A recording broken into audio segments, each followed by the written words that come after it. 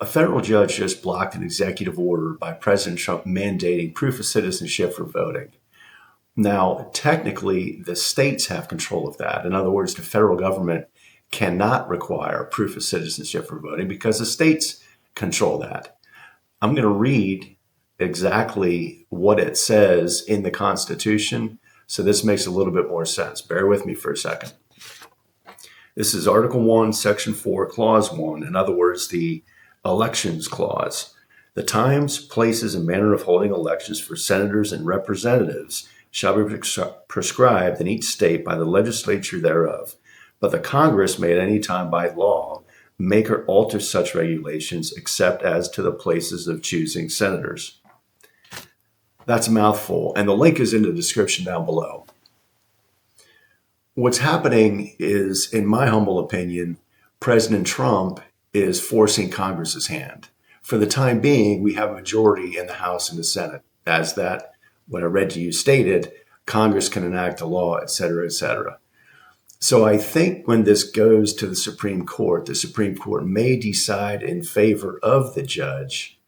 However, as I said, this is going to force Congress to once and for all, by law, require that if you vote in any and all elections, you must be a citizen of the United States of America. And that would, for once and all, eliminate illegal immigrants voting in any and all of our elections. That's a good thing.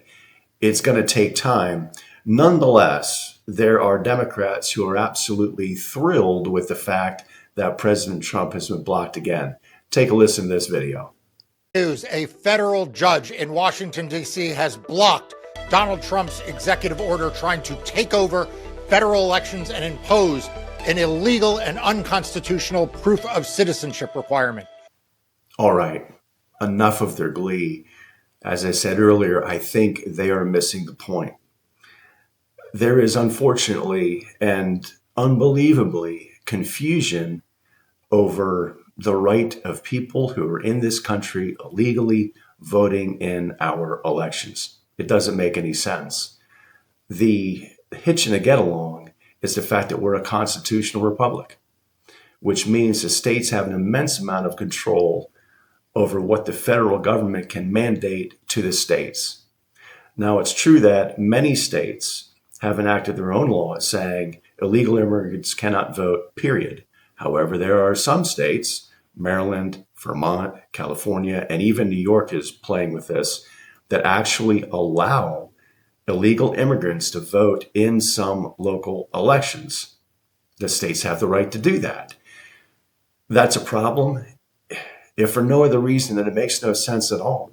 If somebody in the country illegally can vote in an election, what's to stop people coming in from Lord knows where? China, let's say. They're here illegally and they register to vote and they vote. It doesn't make any sense at all. And I really do think that is exactly why Trump issued the executive order. He's forcing the issue. And hopefully, with a majority in the House and the Senate, at least for what's left of these 2 years, Congress is capable, Congress is able to pass a law that ends this ludicrous confusion regarding illegal immigrants voting in our elections once and for all. Let me know what you think down in the comments. This is a more complicated issue than you may think, just because the nature of a country that is a constitutional republic.